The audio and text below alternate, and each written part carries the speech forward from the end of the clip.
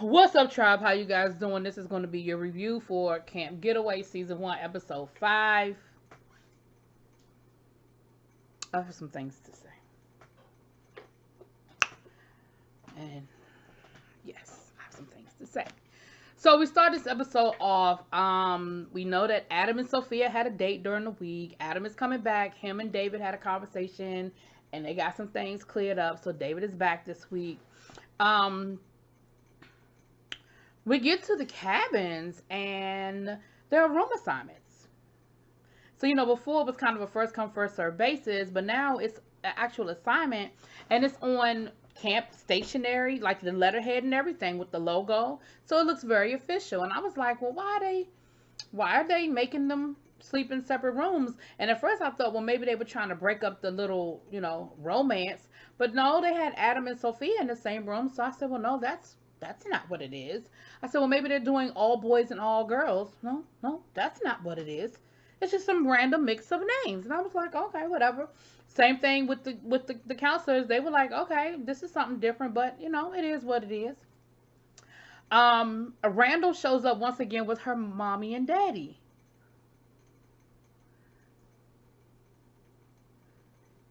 I don't understand.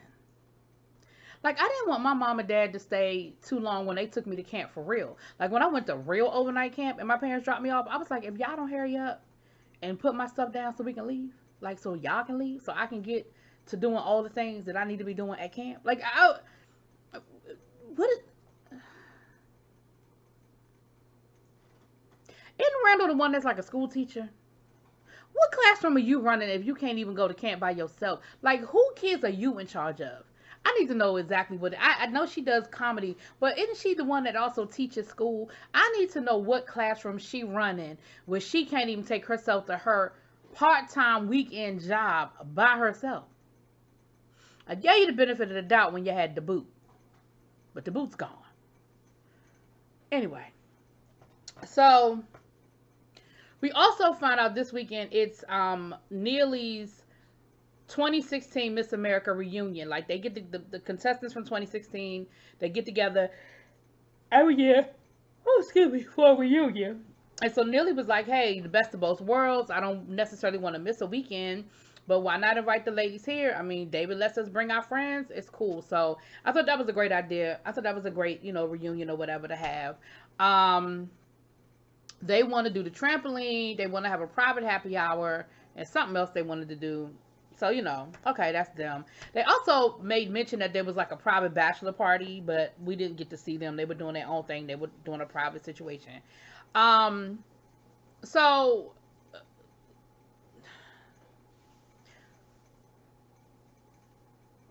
sorry. So the ladies show up.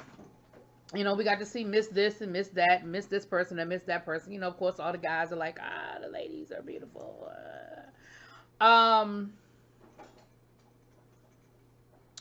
Oh, adventure. That's the other thing they wanted was adventure. Okay. So anyway, of course, we have to have the meeting. We found out that they are short-staffed this weekend for whatever reason. I don't know if it was a popular weekend for people to not be there. I don't know if it was just happenstance. Whatever the situation was, they said they were like 14 people short that weekend. And so she was like, I really need everybody to step up. I really need everybody to be where they're supposed to be. Like, if I tell you to be somewhere, that's where I need you to be. Like, I just can't play the games this weekend. So, of course they have the Friday night dinner and everything. And then of course they have the dance party, over to, the little area where they had a little dance party and everything. And everybody's getting along cool. Everything is great, and all that good stuff. And somewhere along the way, was that Friday night or was it Saturday? Because I have some things to say, but I want to say it in the correct order.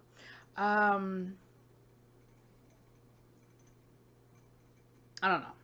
I don't know if it was Friday night or Saturday, so I don't care. I'm just going to go ahead and say it because I want to make sure I'm in the right order. Oh, no, it was Friday night. So Niles is talking to Adam and Gavin, and he admits that he's the one that actually did the room assignments. He put the signs up on the door. And his thing is, because I don't want to be in a room with Monica. And then he was like, well, I'm just doing doing everybody a favor. I'm just saying what nobody else wants to say. And Gavin was like, you're not speaking for me, bruh. Like, don't put me in your shit. I ain't got nothing to do with that. I don't have no problem with Monica. So don't turn a you issue into a us issue, because us don't have a problem with Monica. You do. Nobody else but you and Neely have an issue with Monica. Nobody. Glenn ain't said nothing bad about Monica. Adam and Monica been working together for years, even though they had that little blow up. Him and Monica, they cool. Adam probably called Monica later on that night and apologized. Whatever Adam was going through, I really feel like Adam was going through something. Like, I feel like whatever Adam issue was really didn't have nothing to do with the camp. I feel like Adam was going through something. I still had a problem with his tone and how he was talking to Monica, but his issue with Monica ain't your issue with Monica. Like, I don't know what. First of all, Niles, I need you to show me on the bear where she hurt you, on the doll. Where did Monica hurt you, bruh? What is it that Monica did to you? That's what I need to know. Because you were really acting like Monica cussed you out. You were really acting like Monica talked about your firstborn child. You really acting like Monica talked about your mama. What did Monica do to you, bruh?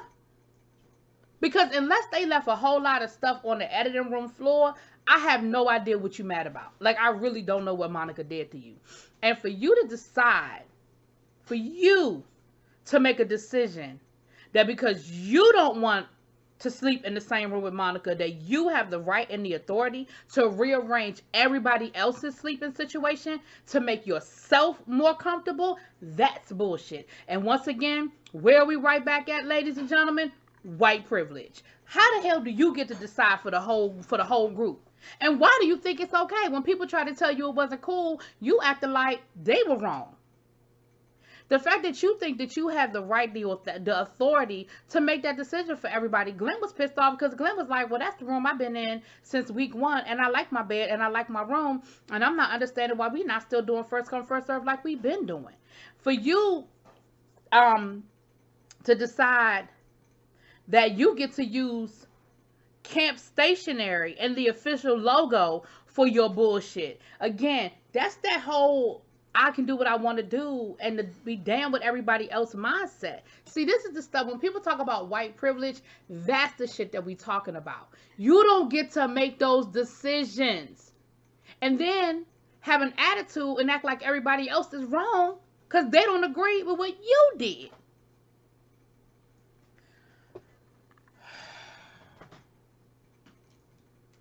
Now you're an asshole. Like, I call Adam an asshole. You take Adam's place. Adam, you asshole. You asshole number 2. Now you asshole number 1. Cause you were being a real jerk this episode. I don't know if this is, see, what I'm not figuring out is this who you really are? Cause you know, when you first meet somebody, you meet the honeymoon phase. You meet the you know what I'm saying? You meet their representative. People do that in relationships. People do that in friendships. You know, you first meet somebody and it's all good. I'm showing you where the water cooler is. I'm showing you where the good spots are to eat lunch. And then 3 weeks later, I'm talking about you behind your back because the person you met on the first day was, my representative. But now I'm gonna tell you who I really am. And I feel like that's what we getting with now. So that's why I tend to feel like that you are an asshole. Because I feel like the person we got those first couple of weeks was I want to get along with everybody. Hey, it's camp, it's fun. I feel like the person we getting now is the real you. And the real you is a jerk. We found out that Neely went on a date with an old boy she met last week. They had a nice little nerdy date, but she seemed like she had a good time. He seemed like he had a good time. And you know what? Nerds need love too. It's cool. Like, they played chess and all that. But I'm joking. But they look like they had a good time. I'm happy for Neely. Like I said, y'all know, mine is anybody other than Trip. I'm cool. So, I'm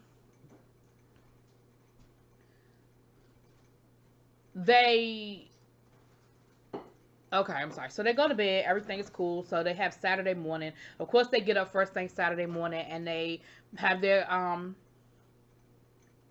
camp assignments. And the happy hour is gonna be rose. The theme is rose all day, which I thought was a cute little theme. Okay, Justice League, put that on the list of things we want. We want a private happy hour. I don't know if we can afford that, but we want a private happy hour at David's backyard, okay? And I'm cool with the rose all day theme, okay? Um. So they. I'm getting sidetracked, y'all. So anyway, they so that's what they were. The ladies now, Neely feels like this is her opportunity to show off because she's this survivalist, and she said, this will be a great opportunity for me to show my pageant girls that what I do in the forest, that I'm not all about wearing gowns and heels and makeup and all that good stuff. I want to show them what it really is about. And so she had an opportunity to take them on a hike, and she showed them how to start a fire and which tree bark was the best fuel, and what um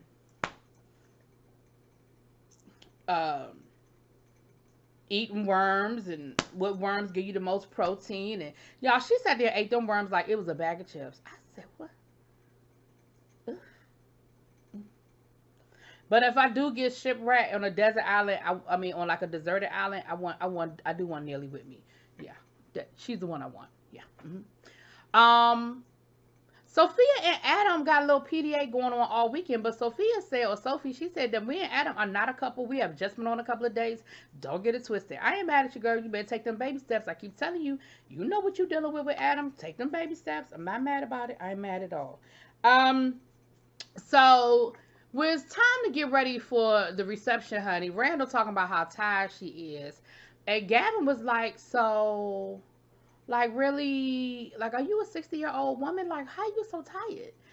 And she goes to take a nap. Now, I told y'all that Claire said, I can't afford for y'all to be out here doing your own thing. If I ask you to be somewhere, that's where I need y'all to be, because I'm playing 3-card Monty with these shells. I'm moving people left, right, up, and down. And if you're not where you're gonna, she even told them, if you want to change an assignment, let me know. Like, go through me. Don't do your own thing. Don't decide that you're gonna switch people up. Now, in the meantime, and in between time, Niall, the crew, they're talking about this room assignment situation. And of course, Niles is like, look, I did it. Neil, sorry, not Neil, Niall, whatever the man name is. Talking about something, I did it, and if anybody want to talk about it, I'm here to talk about it, because I don't have a problem with it. I don't have no issue with it. Now, remember, he said that. Remember, he said, if anybody want to talk about it, I'm here for it, because I'm not afraid of nobody, and I did what I did, and I said what I said. So, him and Glenn had an issue. So Neely told him, and Neely had a good point. Neely said, she was like, he tried to put it on again. He tried to bring everybody else into his bullshit, talking about, when, I know that you didn't really want to be dealing with Monica either, and da da da da.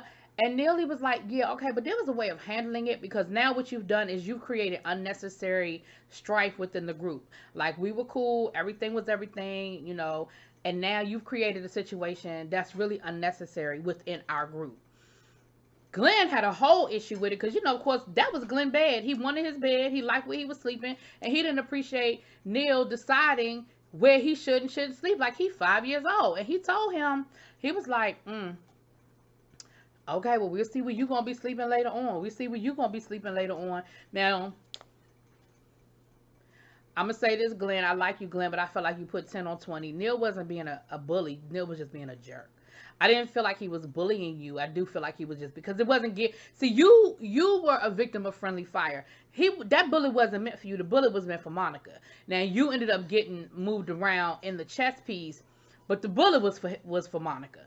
So I don't think he was necessarily being a bully to you. I just think he was being a jerk. Now, again, that's from my perspective. Now,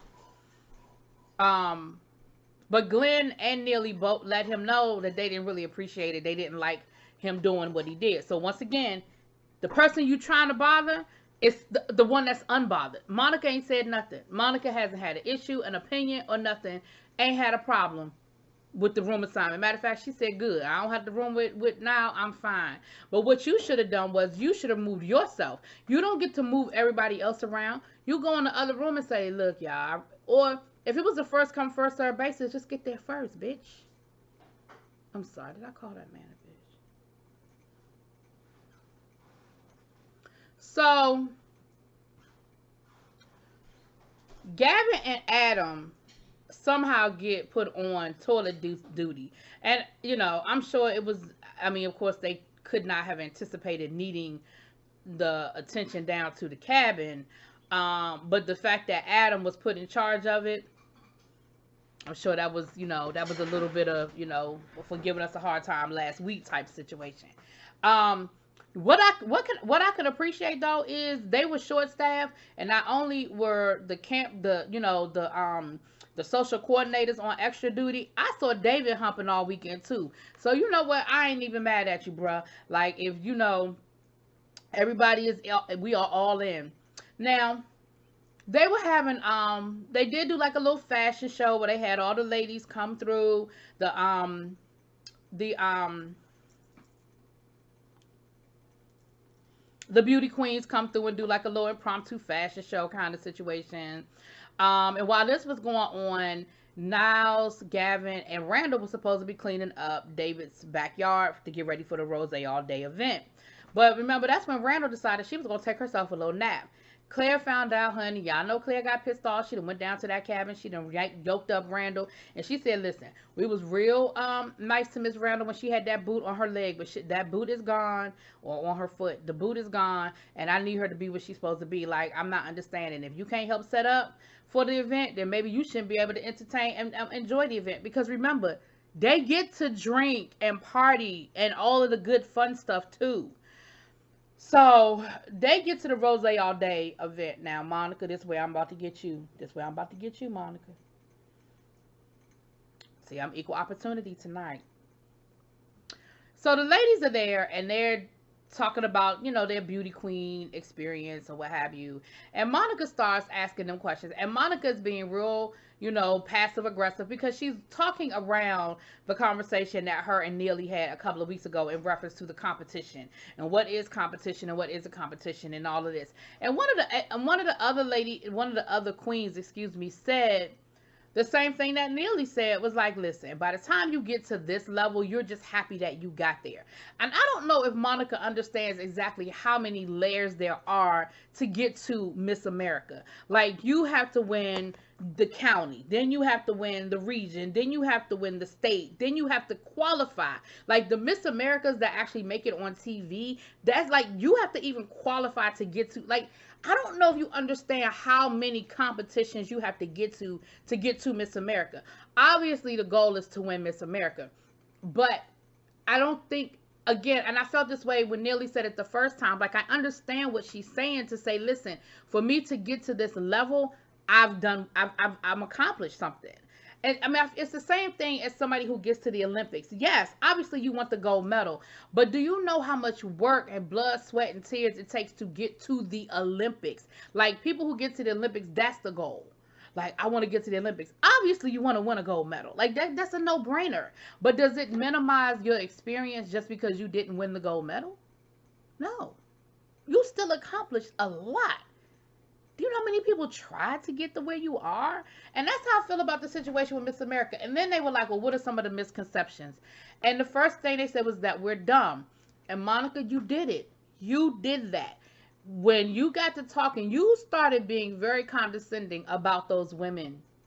In my opinion, you were very condescending, and you were a little rude in your confessional about those women. You did the same thing that they said that they hate people do, is that they assume that they are dumb.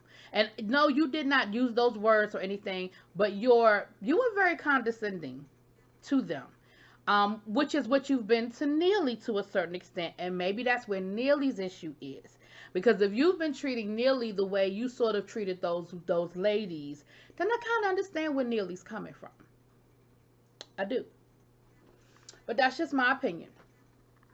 Because you were like, I mean, let's just admit, I mean, you're competing to be the prettiest, and I mean, at least Miss America has a talent portion. And I was just like, wow, Monica, that's a bit judgmental. I don't know.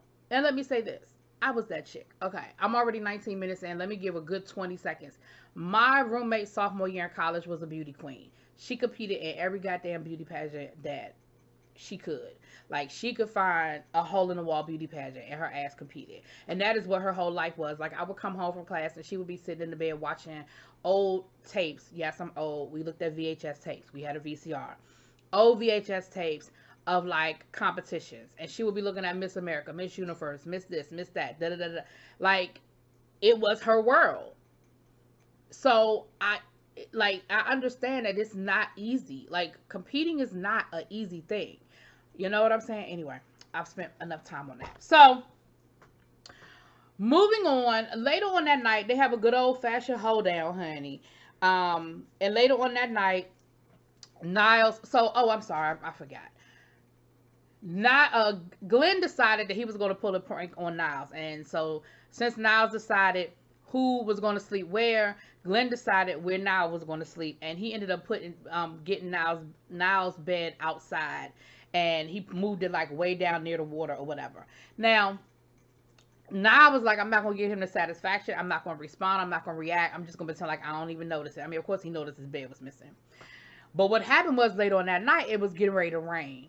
And not, Glenn being the nice person that he is, he went and got that boy his bed before they ended up getting rained on. And honey, they ran into David on their way back to the cabin. And he lied to David at first, and he said, "Well, now put his bed out there, and I'm just being nice putting it back." And at first, David helped him move the bed, but then David was like, "So now just put his own bed outside, like for no reason, just." And Glenn did end up coming clean and was like, "No, this is what I did, da da da da da." Because at first I was like, he just lied to his boss. Like, y'all are really on some bullshit. Now Monica, at one point, I'm all out of order, y'all, but I'm just telling y'all what happened. At one point during the day, Monica did try to talk to Niall, and Niall told her, "I don't feel like talking." Now, is this the same Niall that said, if anybody want to talk, I can talk? If anybody want to have a conversation about why I changed the beds, then I'm ready to talk. I don't care. I'll say what I need to say. But when Monica said, "Niall, can I talk to you for a minute?" Nah, I don't want to talk to you. Then, when Monica said something to him about the bed, he was real nasty and rude to Monica and was like, because she was just twisting the knife. She wasn't really concerned about the bed. She was just twisting the knife. She might have been. I don't know. But your reaction was a little rude. But whatever. So, that night at the party, Niall and Glenn go off to have a conversation. And Niall was rude to Glenn. I mean, he was really rude to Glenn. Borderline. He made some borderline out of line comments. He's talking about something. I mean, I see you here with your glitter and with your fan. I mean, who are you really? Like, what are you hiding? Who are you really? And I was just like, where's this coming from? And of course, Glenn was upset because he said the same thing I said. He was like, okay, so who is this person? Because the person that I met, that I've been hanging with the last couple of weeks, is a totally different guy. This dude right here, I don't know who he is. He's rude. And later on that night, we found out Glenn actually was so upset that he was crying. Now, child, it wasn't that damn serious. I'm going to need you to not cry. But whatever. And so the next morning, Neil was like, "I'm sorry, I didn't mean to make him cry." And he pulled him aside to talk to him, and he, made nice with him or whatever. But you only did that because you heard him saying that he was crying. You wasn't remorseful before you heard him talk about the fact that he was crying. You was remorseful. Somebody, "I don't want to be seen as a bully." So you were remorseful because you don't want to be seen as a bully, not that you are a bully or that you were rude or that you were sorry about what you said. And I found it real interesting that you didn't have no problem going and apologizing to Glenn or having a conversation with Glenn, but you still refused to talk to Monica. And again, what did Monica do? Listen, Neil, you commented on one of my videos. Now, I don't know if you look at them anymore because you probably don't like what I have to say, and that's fine.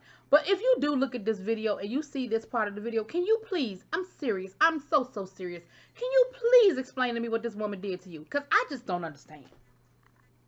I don't see it, I don't get it, I didn't see it. Please tell me what this woman did to you. Show me on the doll where she hurt you. I need to know.